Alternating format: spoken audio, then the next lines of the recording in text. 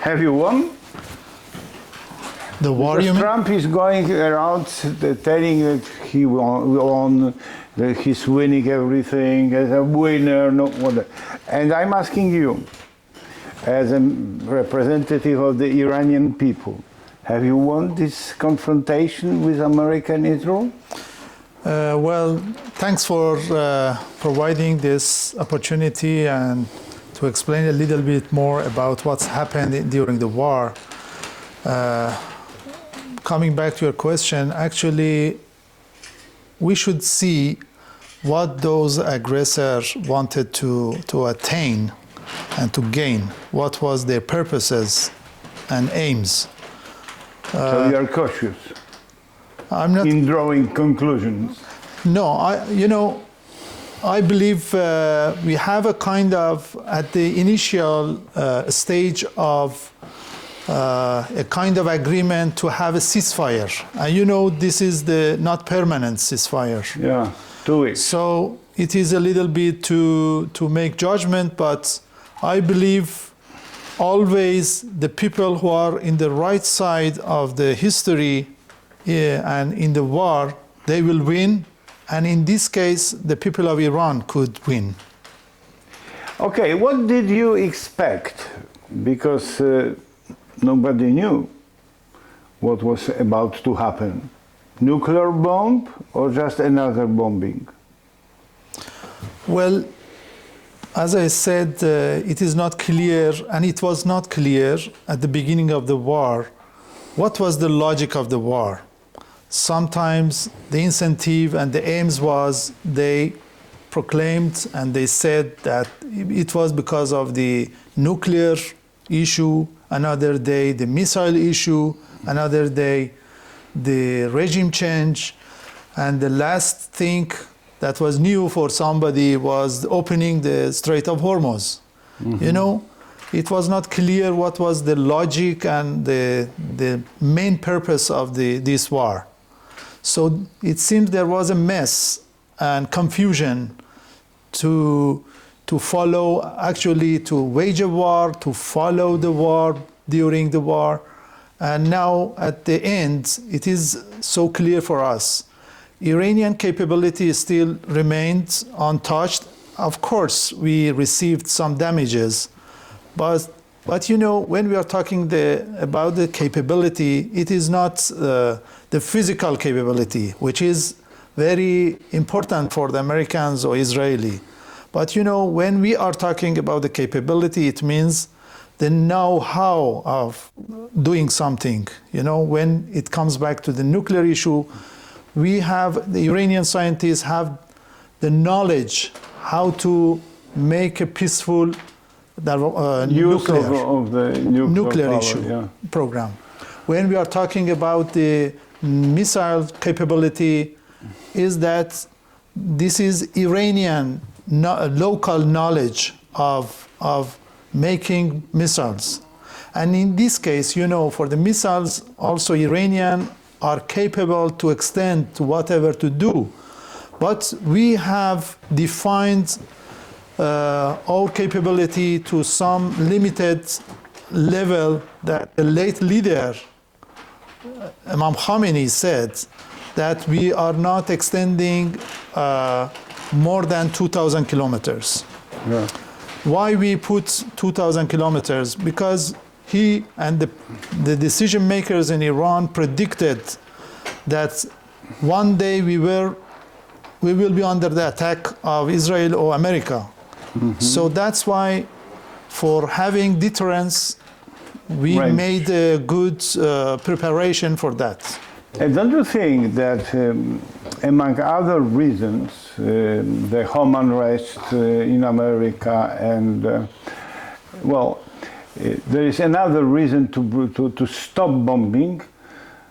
Simply, America and Israel started to run out of missiles. Do you think that this might be the reason? For having answer to this question, we should go back to the debates inside America. And what was the root causes of raising such discourse, which coming from the Israeli think tankers or the positions, formal positions, they think that Iran should not be strong in non-area. Mm-hmm. No science, as mentioned, no technology, no missiles, no defense. Because, you know, Iran is following, after the revolution, is following, as an example, to say that independent model country, mm-hmm. which is compatible with whatever enshrined in the UN Charter. Because in the UN Charter, every member state of the United Nations has the right of actually self-determination, and also all other members should respect to the national sovereignty and territorial integrity of the country. So it means every country is independent, and this right should be respected. But wasn't. But the Americans are not going to respect. That's why they want to have the model of the countries to somehow subordinate or follow the American, which is not accepted by Iranian, because Iranian wants to be independent, but at the same time to respect to all and to have interaction and engagement with all. The last stage of this conflict, it was not about staying independent, it was about surviving. Yes. To which extent you expected that this final attack can ruin your country definitively? You know, Iran has a long history of the politics, culture, and history and civilization. I mean, more than, in one text, we have 7,000 years of the history. So the ancient, actually, nation, the only nation, number one, is in the world, is the civilization of Iran. This civilization has served to the humanity in many cases, in many occasions. You can see, for example, in the science for algebra, for alcohol. You know, those are the scientists from Iran. So nowadays, we are defending our rights to develop the path of development. And in this case, I don't know,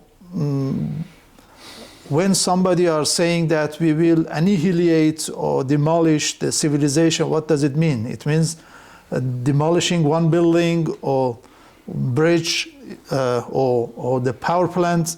It means eradicating and demolishing of civilization. No, we have 90 million people, Iranian people.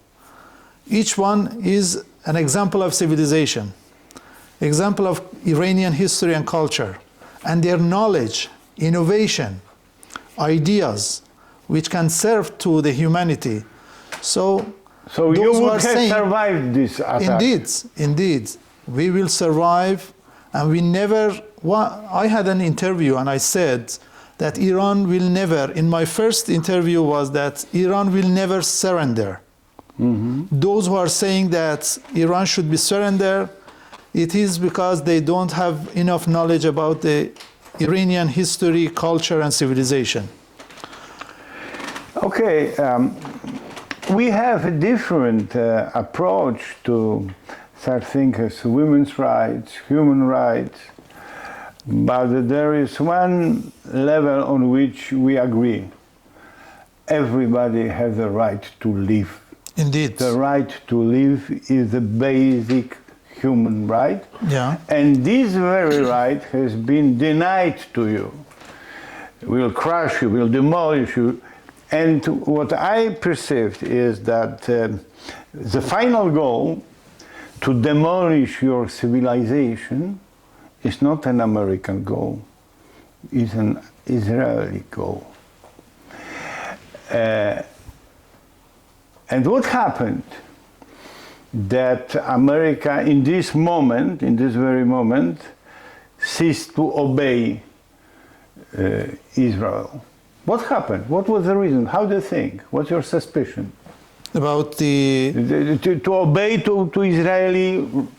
you know, we officially our position is clear regarding the Israeli.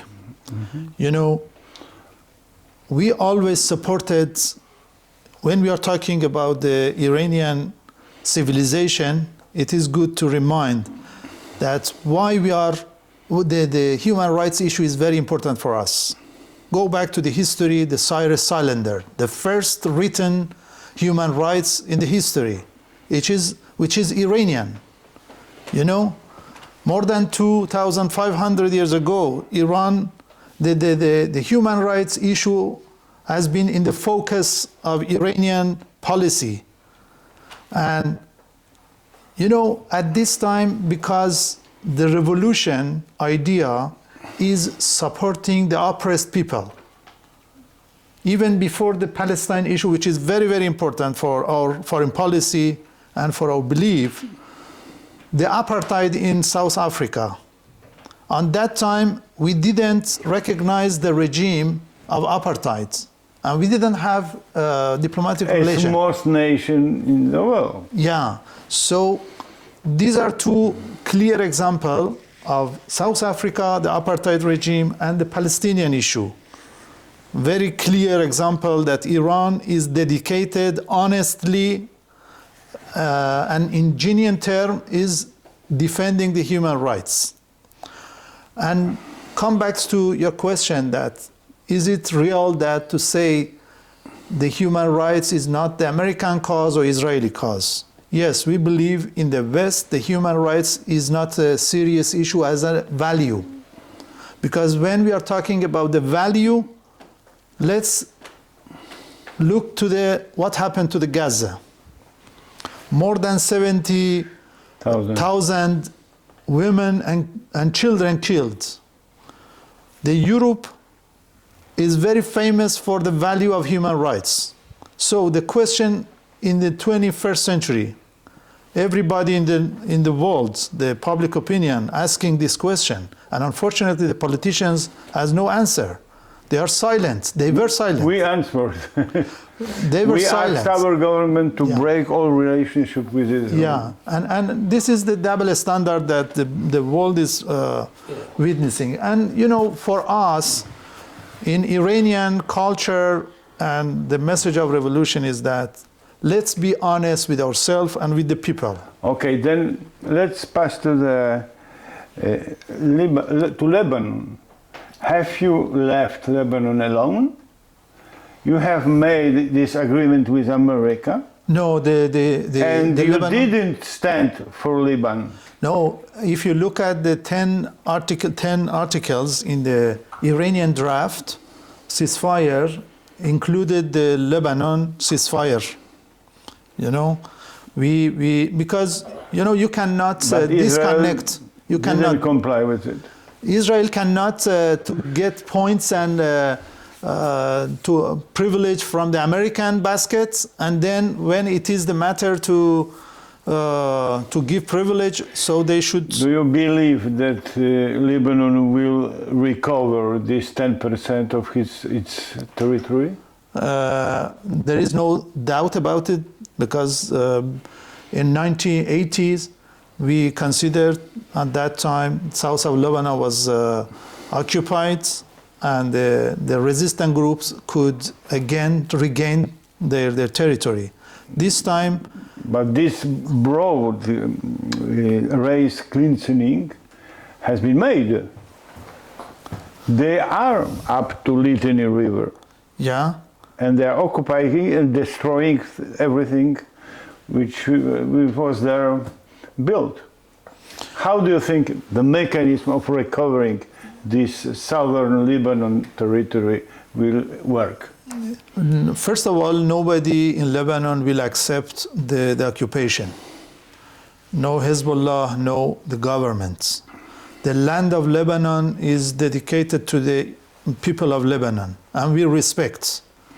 We respect not because we support Hezbollah. We respect to the Lebanon territory because we are the responsible member state of the United Nations, and we respect the territorial integrity of each nation. So wherever we will see that there is a movement for, occupying the lands of the other countries, we will not accept, and we will support the people of the real people of those lands. But you have just lost your main card, which was the channel. You have opened the channel. How would you like to press Americans, Israelis to leave this territory? Which channel you mean? Strait of Hormuz. Hormuz. Hormuz. No, Strait of Hormuz, the Strait of Hormuz is an international strait. But we, Iran, as the coastal states, the northern part of the states, we have some rights that every country and even international community should respect. And those rights enshrined and cited in the Convention of the Seas. So if you are talking about the control of this important passage, it means that the countries have hostile policies and approach regarding Iran. They cannot pass very easy without limitation.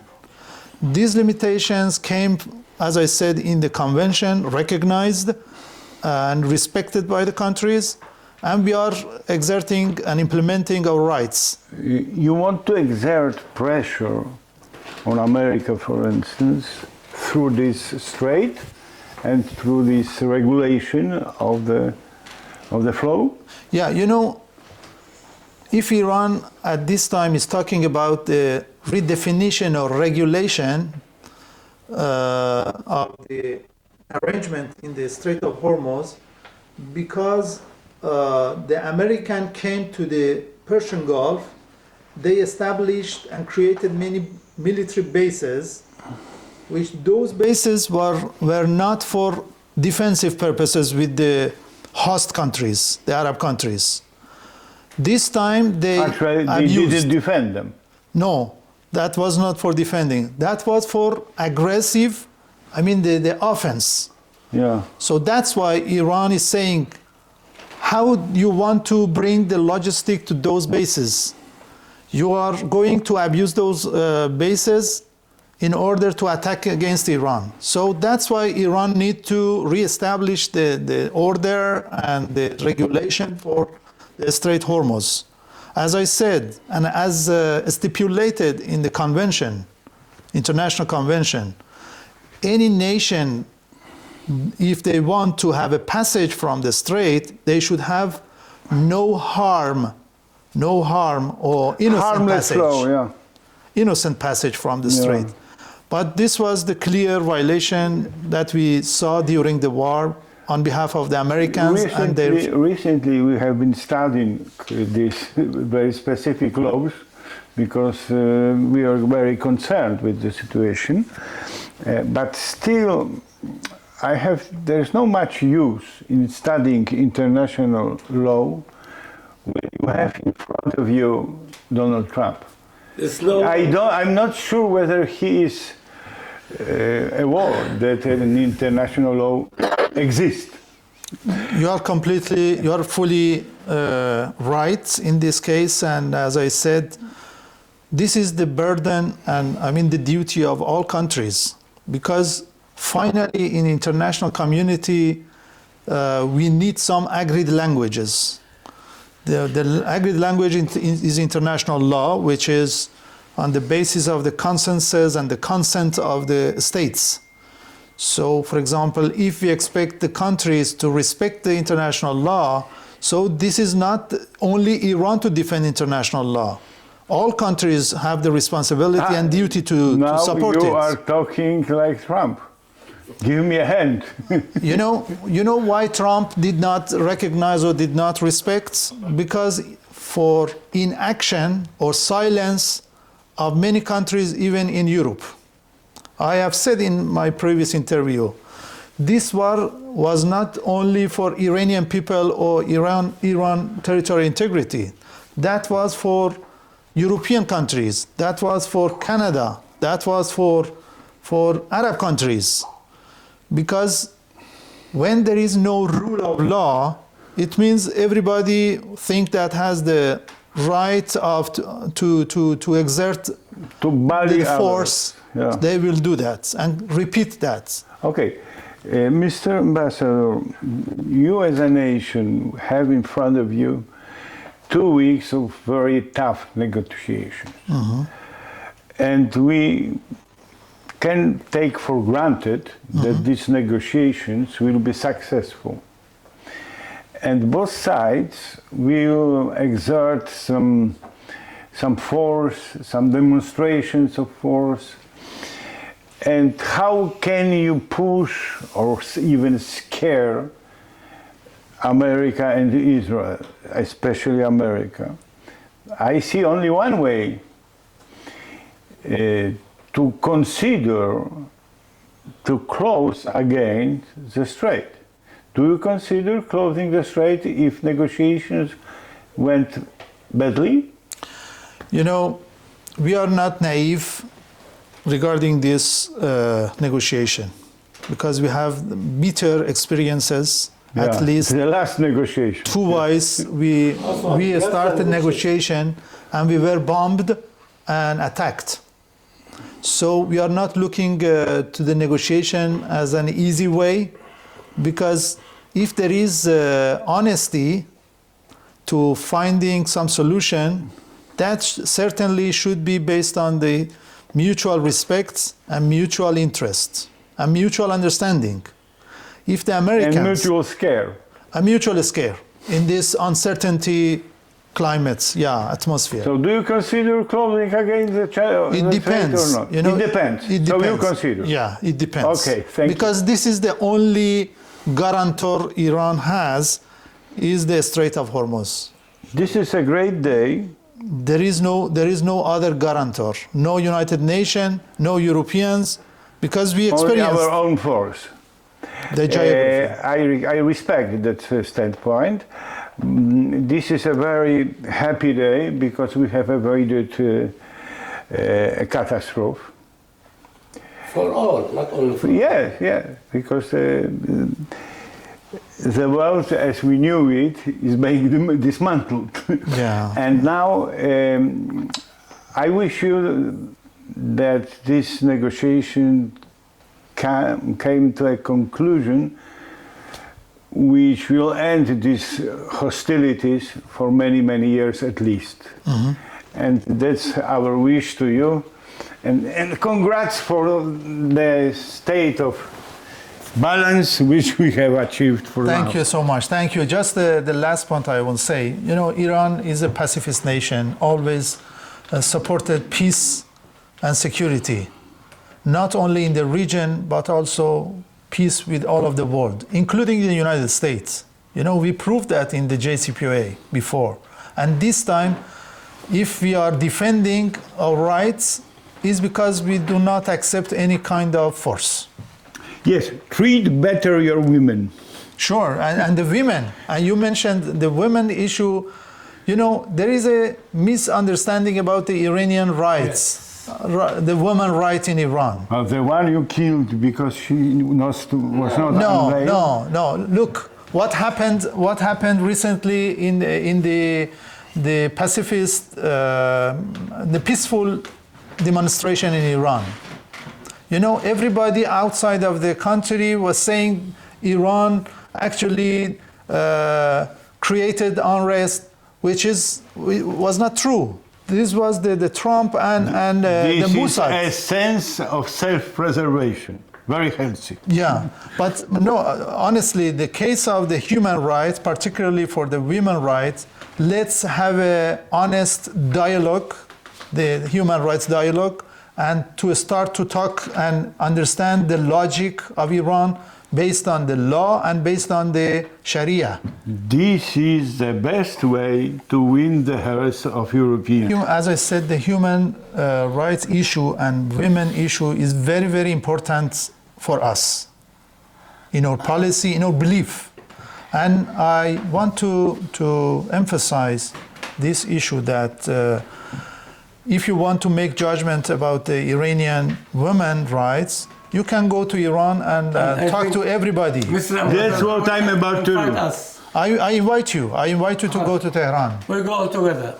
I hope. Why not? Soon. Okay, let's discuss. Thank you so much. Thank See you. you. And no country is perfect in human rights. I'm on your side. Thank you so much. Thank